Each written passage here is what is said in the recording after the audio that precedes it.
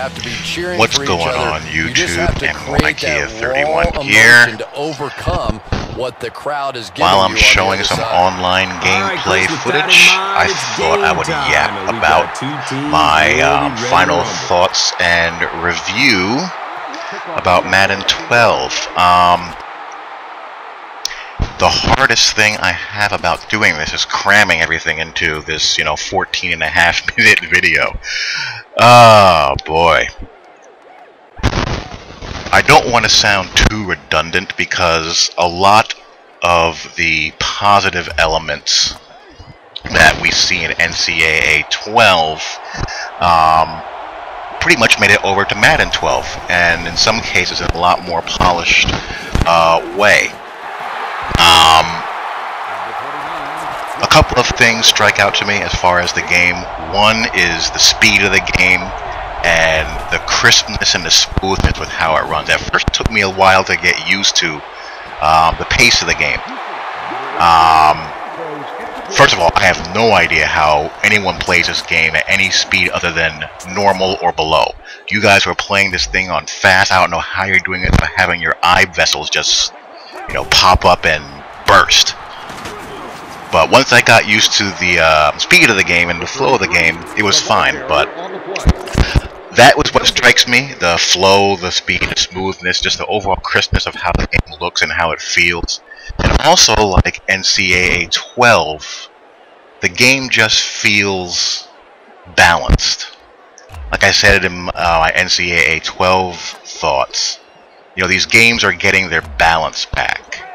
In that, in past years we see elements of these games that are either underpowered or overpowered. Like man coverage overpowered, zone coverage underpowered. Some years of passing that's overpowered. Things like that. The AI seems to be able to be versatile enough to, handle pretty much everything in a balanced, fair, consistent manner. There are some quirks here and there. I do have a couple of pet peeves. One of them being how, in a obvious must-pass situation, I don't want to see my defenders falling for play-action pass. That should not happen. Or if the team I'm playing hasn't established the run as a threat, have them be biting on play-action pass just because of the quarterback's play-action pass rating.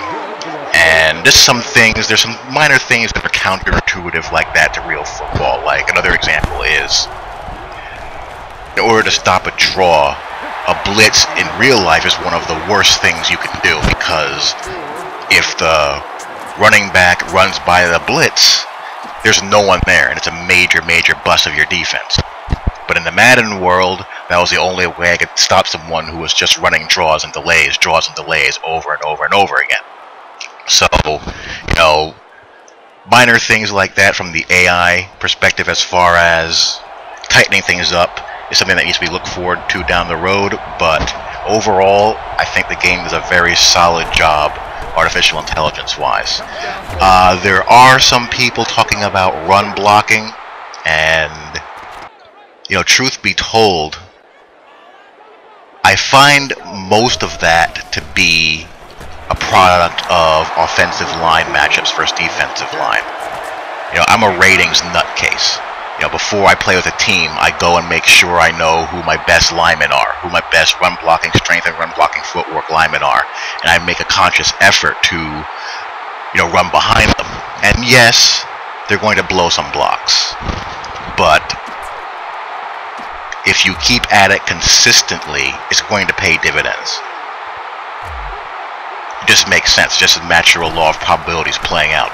I haven't seen too many cases of just flat out and out, consistent busts, but, more often than not, I get the results that I should get when I run the ball behind the right people. And sure, some defenses are going to be harder to run the ball against. That's just the way it is. That's just going to happen. But I think if you stick to that, you're going to find your running game getting a lot better and a lot more consistent. And that brings me to my next thing as far as team matchups, player matchups, and all of that. Makes the grab. No I really feel like see what they rule. this game is making steps towards bringing the personality back to the Madden series. In that, teams, don't all feel similar except for the names of the players and how they're rated. Like, I played a ranked game against the Steelers, and the Steelers, AI-controlled players, they were trying to headshot me, they were trying to big hit me, lay me out, force fumbles. It felt like a tough, physical Steelers defense. And this game against the Dolphins, I don't get that feel, and that's the way it should be. Certain teams play a more physical brand of football.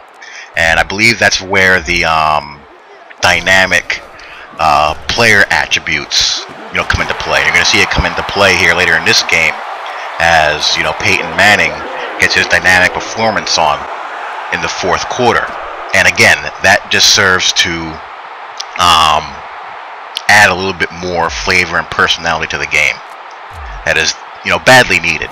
Madden has been sterile in that regard for a long time as far as really capturing that aspect of football, what makes football so appealing. So more of that down the road is something that should be built upon for the future. One thing you'll notice here in this online game is, where's the commentary? And at first I thought that was a little bit strange, but then I found myself not missing it at all, and that is not a compliment.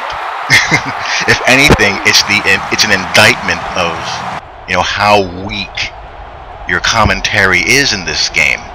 Commentary is supposed to is supposed to add to the flavor, to the immersion, to the dynamics of the game. And the fact that I don't miss Collinsworth and Gumble's banter just shows you how lacking they are in that. The commentary needs work. I don't know why they just don't, mimic what NBA 2K and what NBA Live, back when NBA Live existed, used to do. In that they would bring in their announcing team, they would sit them down in front of a build of the game, and they would call the game as if they were calling a live broadcast. I don't ever get the feeling that Brian Gumble and Chris Collinsworth are having a spontaneous conversation. It just sounds like they're just reciting their respective lines, so it leads to a very stilted feel as far as the commentary goes. But as far as anything major, as far as what happens on the field, it's very hard for me to, isolate much. You do still see from time to time the old coverage warp, but it happens at such a more infrequent level that when it does happen, it's very, very obvious because it's completely out of context with how the rest of the game is playing. Some people are saying that they're experiencing a bit of an imbalance between pass pressure that defensive tackles are able to generate versus defensive ends. I've been able to get pressure out of both. I've observed that from a user perspective, it's easier to get in there with a DT, and sometimes from a AI perspective, it just kind of varies from game to game for me. Like, some games, the defensive tackles will do their fair share of disruption. Other games I've posted, you've seen Dwight Freeney do his thing. I think it's more of a matchup issue as far as a programming flaw from what I can see. I could be wrong. I guess it bears more weighing out. I've played 14 online ranked games so far, and from what I've seen, I've noticed it be fairly balanced, because like I said, some games it'll be Freeney, some games it'll be Harris, some games it'll be Mathis, in some games I won't get any pressure. It's just a matter of how the game goes. So I don't think it's appropriate right now to have a knee-jerk, reaction either way. I think it, bears more watching, and we'll see what comes out of that as far as any tuners or any patches that get released. And again, speaking of the defensive line, going back to the whole balanced aspect, I feel like a user can make an impact on the game defensively regardless of what type of player he is controlling. You know, of course, you have to play to your team's strengths. You have to know what plays to call to stop what your opponent is doing and all that. But I felt that in the past, the game heavily favored, you know, very good MLB and safety users.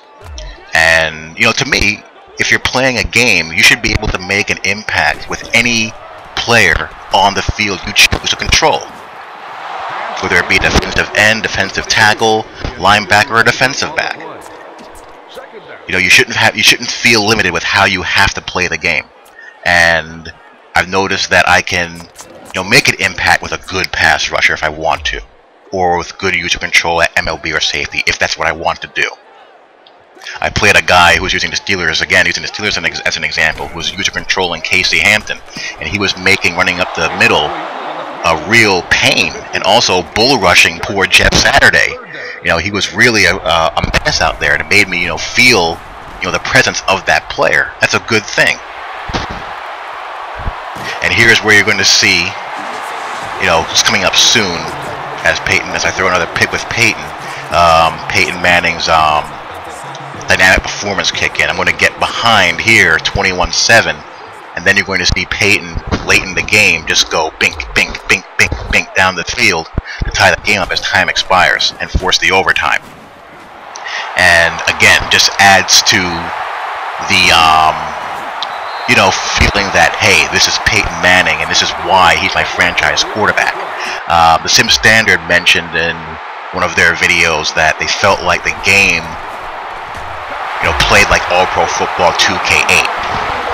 That I don't agree with. The game doesn't play like 2K football whatsoever. But it does have a couple of All Pro Football 2K8 elements to it. One is the icon-specific pump faking. You can pump fake to a specific receiver, which is something you could have done with the APF 2K8 passing engine. And also, like I said, the dynamic performance attributes, which is similar to the, you know, intangibles attributes that exist in the All-Pro Football 2K8 game. Like, for example, Joe Montana had leadership bonus, fourth quarter comeback bonus, and clutch, meaning he elevated the players of his team, and he also was, you know, very good in clutch and fourth quarter, you know, comeback situations. So in that aspect, I can see what they're talking about, because you do see that. Like, you're going to see Peyton Manning here, down 21-7, you know, start to, you know, get his clutch attribute on. And again, like I said, that's a positive thing. We need to see that be enhanced in the future to help, you know, add to the individual flavor of the players in the game. But overall, I'm having a heck of a lot of fun playing this game. This game is almost addictive. I can't believe I've played so many online ranked games already. I haven't even touched much of the offline franchise or custom playbook menus. And the reason why I haven't is because the custom playbook menus are a freaking nightmare. I can't figure it out. You know, all I want to do is build a, you know, custom run and shoot style playbook. Ace and shotgun 4 wide receivers. But I can't figure out how to even begin. The thing is such a goddamn horror show. But, you know, other than clunky menus and some AI quirks here and there that I mentioned, you know, the gameplay is very, very solid, and it's a heck of a lot of fun. And that's really all that matters as far as, you know, whether or not the game has value to you. If you're having fun and you're enjoying what you're playing, and that's all that really matters. You know, no one has to justify what they like to anyone or why. So,